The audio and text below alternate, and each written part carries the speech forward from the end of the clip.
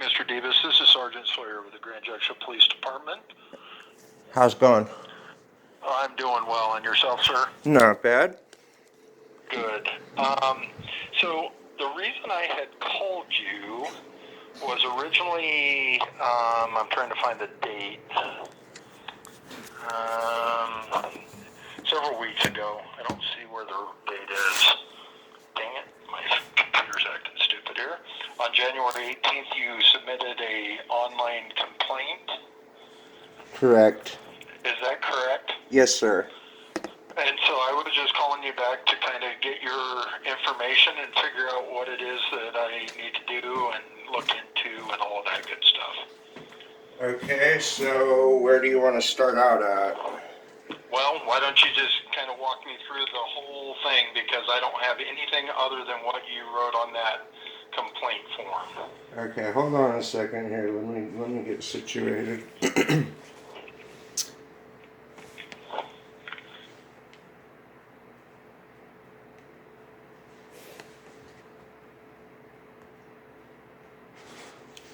Alright, well, I guess I should probably start off from the time when the officers arrived.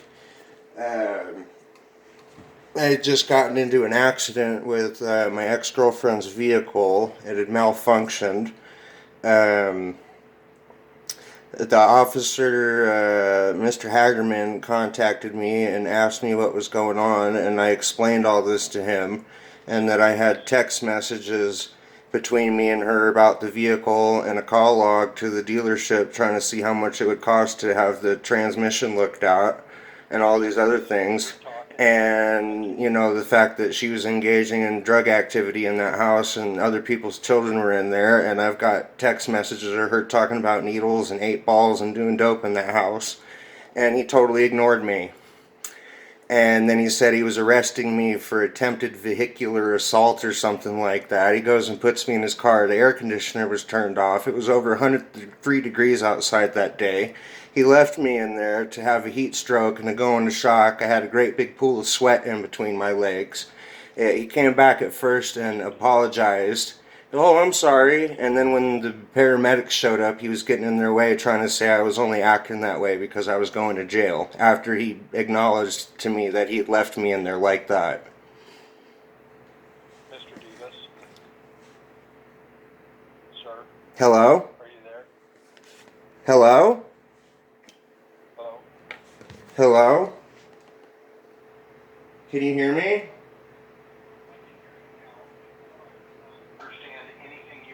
I'm sorry, my phone is acting up. It just does things on its own. I'm sorry.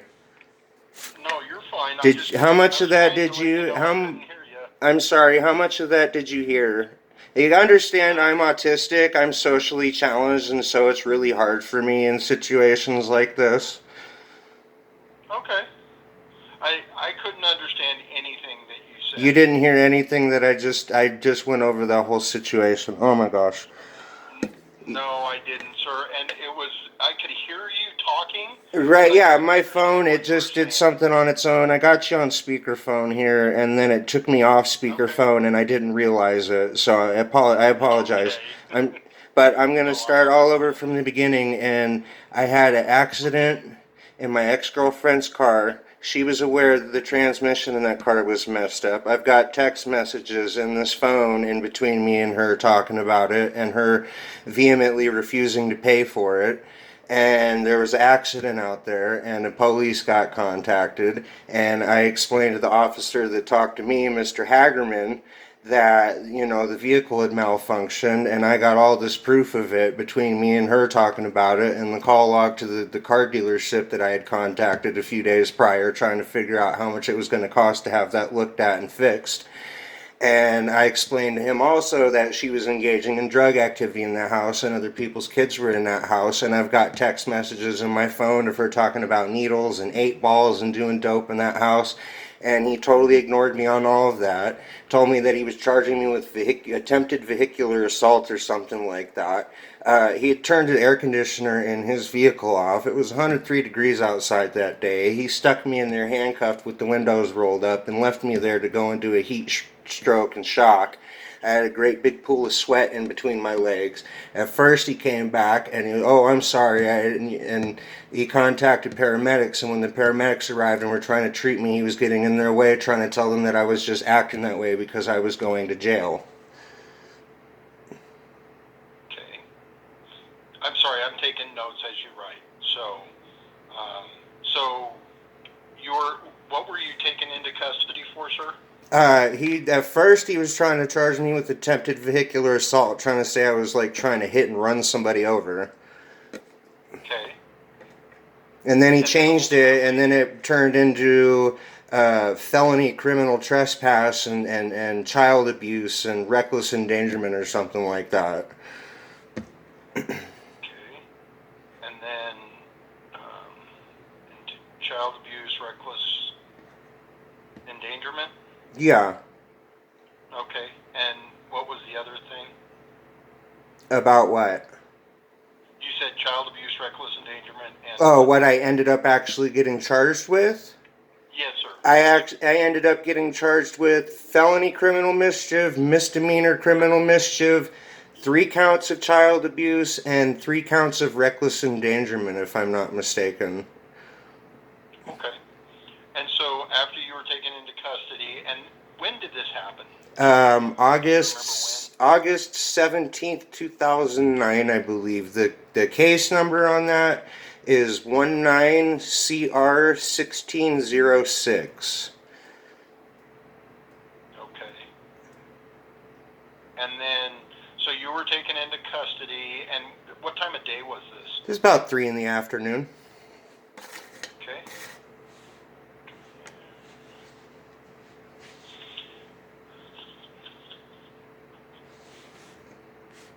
And then Officer Hagerman put you in the back of his patrol car. Correct.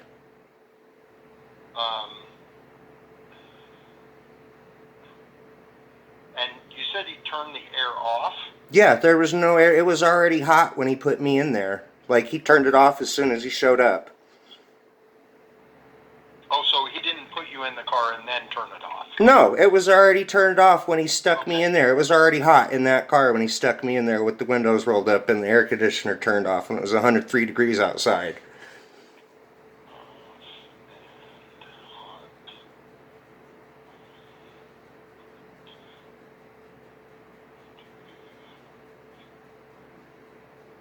Did he ever get into the front of the car to adjust the air? No, never.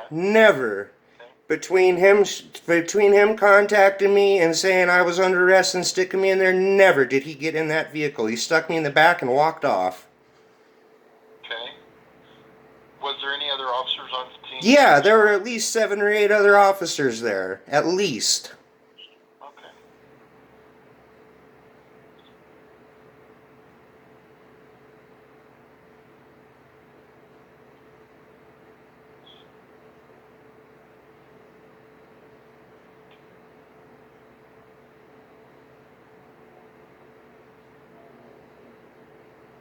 And you said it was 100 degrees plus? 103 at least. Okay. And then how long was it before he came back to the car and talked to you? Again, I'm in handcuffs. I'd say it felt like about 10 to 15 minutes or so. I was incredibly distressed at that point. The puddle of sweat in between my legs was huge. Like, you couldn't have missed it. It was that big. So, yeah, it felt like about 10 to 15 minutes or so. Okay.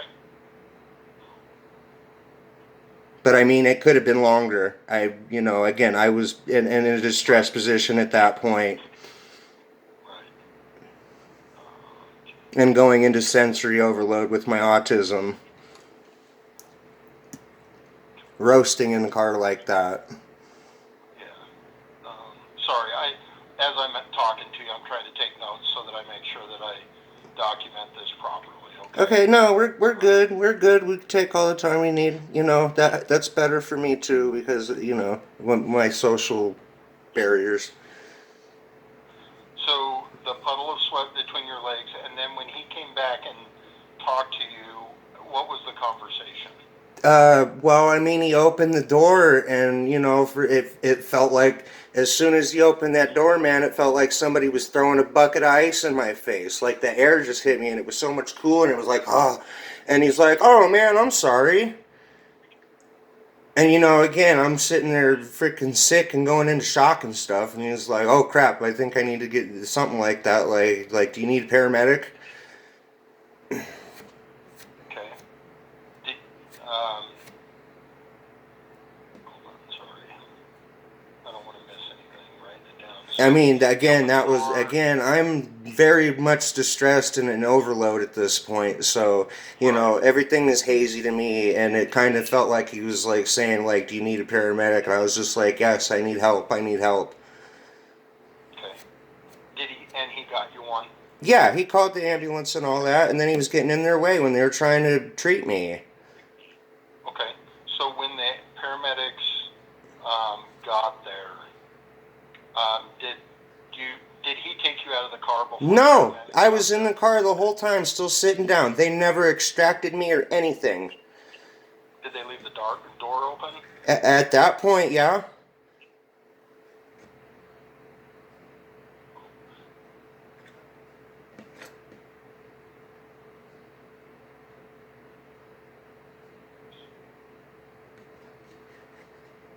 Okay. And then, so the paramedics gets there. Do you go into the ambulance, or do they No, take you out of no. the They car? never even sat me up, took me out of the back of the cop car, nothing. Okay. Nothing. I was never moved the whole time. Okay. And then once the paramedics checked you out, um, did they just, they left and then you went to jail right away, or what was the Yeah. next? Yeah, I Okay. think I sat there for like another 15 minutes or so. At that point, the air conditioning was on, I believe, and or the door was open too, or whatever.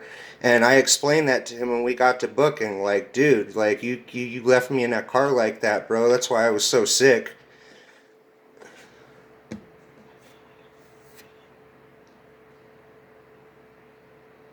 And that's when he told me he's 21 years old. Like,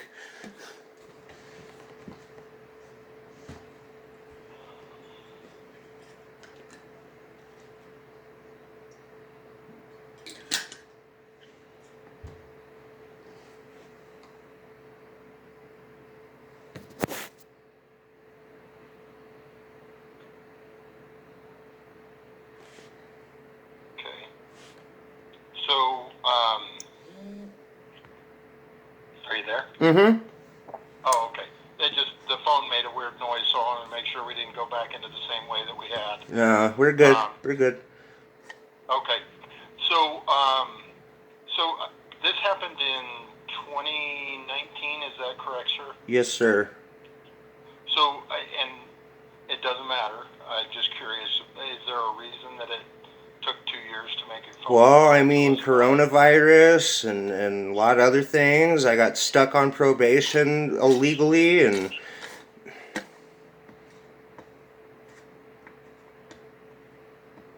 Okay. And and like I've I got said, it doesn't matter one way or another. and I've got health issues that I got to deal with, and I got screwed on unemployment. I got screwed out of over $13,000 on unemployment. I'm still having to fight for that. I'm grossly in debt right now because of it, and because my medical needs are not being met. So yeah. Okay. And like I said, it's no big deal one way or another. I'm always Right. curious on that. And, you know, again, through all this, you know, a thing about autism is we're very persistent and unrelenting people, and this is because of the bells and whistles going off in our head. And for almost 3 years now, that bell and that whistle's been blowing off in my head, and I've had to contend with everything else, but that has kept me going in this. And this situation will see itself to its proper end. I promise you that. Okay. I don't care if it takes another 2.5 years. Don't. I'm not going anywhere until that bell and that whistle stops in my head. Okay. And so, what would you like to see done on this? Well, if my rights were violated, that you can't violate my rights and take me to jail and prosecute me. That is cruel and unusual treatment. That is a violation of my right against unreasonable and unwarranted medical distress. And you can't take me to jail and prosecute me after having done that to me. So, yeah, we'll start off with that. I want my case thrown out and all my money back. And and this guy needs to be investigated, and discipline needs to be taken against him for what he did to me, and the permanent, irreversible brain damage that he caused me, leaving me in that car like that. And those children need their justice too, because they were left in an environment that was unsafe. And, if that was my kid and I found this out, I would not be the least bit happy about it. That it was brought to law enforcement's attention and nothing was done about it. That's not right. Okay. And so... Not only that, but I reviewed your department body camera policy, and it specifically states in there that an employee of yours is supposed to review any and all body camera footage and bring it to the attention of his superior when something doesn't look right. And that didn't happen, and it should have happened, and that person needs to be looked into as well. So, let me ask you this. Is there body camera footage? There should be. If that was a felony case, it says in your department body camera footage policy, they all had cameras on. I seen them that day. It says you have to retain that for at least 3 years. But that is current policy, or is that policy from back then? Because I'm not sure when all of our officers got body. They had body cameras on them that day. Okay. Okay. And that's what I'm asking, sir. I'm just asking these questions so that I know where to go. Okay. Absolutely. So he did have body cameras on. Yep. I looked right into it. Okay. It was on his body per department policy. As soon as he shows up, he has to turn it on. He has to leave it on for the entirety of the contact. That would include after he took me to jail and he was booking me in.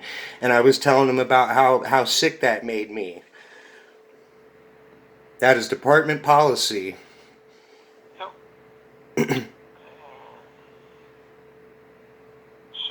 Okay.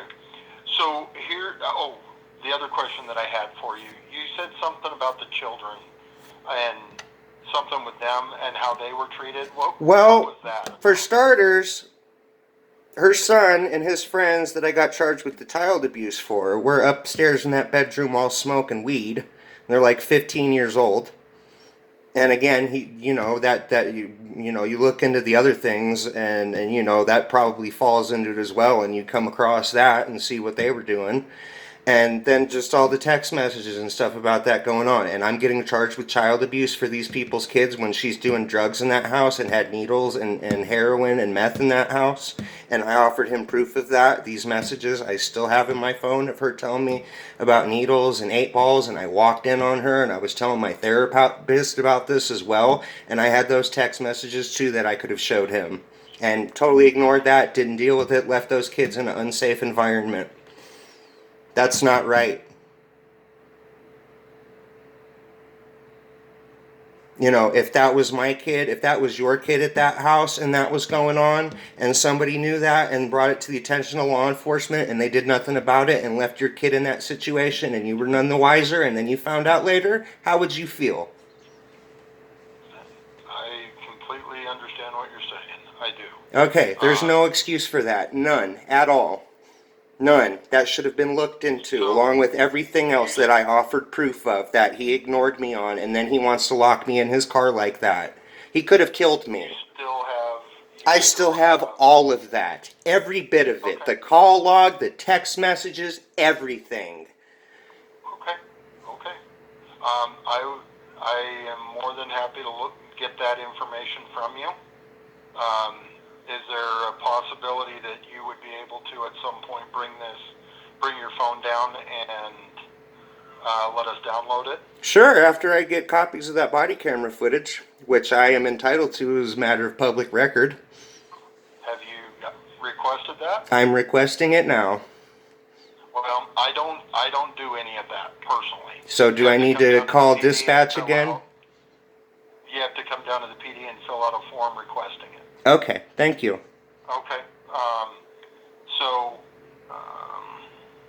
I'll tell you what's probably, and I can't guarantee this, but because of what's being alleged here, what's going to happen is I will write this up in a memo and send it up to our internal investigation department, and they will probably reach out to you to have you come down and visit with them regarding this incident, and bring down your phone at that time and all of that stuff, so that any evidence that you have at that time, they could get at that time. So what I would say is probably right now, I'm going to type this up today, send it up to them. So I would expect by the end of this week, if not the early next week, you would get a phone call from our internal investigation sergeant.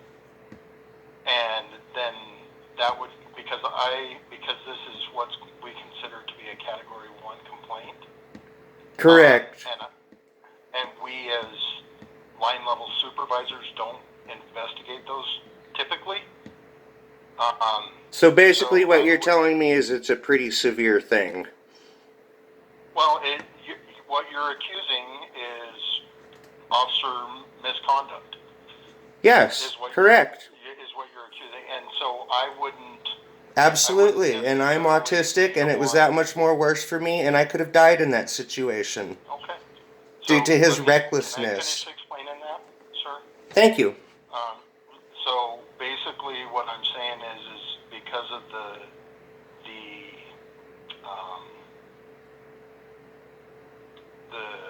gosh darn it, my words just left my brain. I'm sorry. You're all right. The seriousness of the allegation, it would typically go up to our IA department to investigate it. Now, they're usually very busy, so I don't know if I will be tasked with investigating this or they will be. But if I am, I will probably give you a call, and you and I can meet down here at the police department, and we can go over this again. I can get that information off your phone and all of that stuff, okay? Absolutely. So, as of right now, I think I have what I need on the beginning stages of it. And then I will, like I said, you will receive a call either late this week or early next week to let you know where or who is going to be investigating this. Absolutely. Thank you so very much for having the patience with me. Hey, it's been easy. I can tell you that. It's been easy. I know. I've had to get in the habit of advocating for myself and letting people know that I'm autistic and I have social barriers and stuff and really bad anxiety, and I've had to work really hard on that. That this is a lot for me. It is. Yep, absolutely. So let me just make sure I have all the correct information on you, okay? Your date of birth is 9/18 of 86. Correct. And do you still live on Zenith, or do you have a different address, sir? My mailing address is 20911 Park Pine Drive, Katy, Katy, Texas 77450, and that's my permanent mailing address. What was the date of birth, or the zip code again, sir? 77450. Okay. And then what about, this is the best phone number for you, the 281-455-1975? Correct. Okay. And then the only other question I had is are you living in Texas now, or? No, I'm still here. It's just I'm dealing with a landlord issue, and I don't want him knowing where I stay. So I've kind of kept where I'm staying now under wraps. Okay. I wanted to make sure that it wouldn't be a problem if we... No, I'm still here. I'm still in Grand Junction. I can be there in, 10, 15 minutes. Okay. Sounds good. Like I said, by the end of the week or first next week, you should have a phone call from somebody on how it's going to be investigated, okay? Okay. Thank you very much. Thank you, sir. You You have a wonderful day. You too. Thank you.